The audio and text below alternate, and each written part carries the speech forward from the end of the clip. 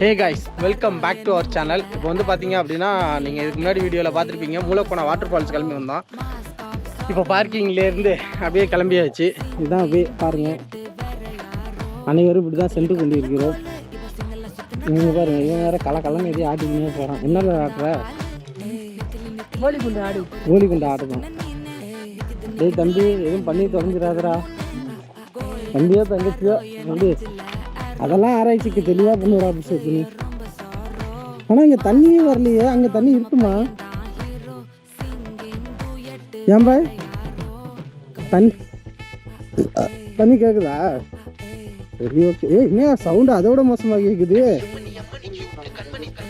பரவாயில்ல, எப்பாடி தப்பிச்சா.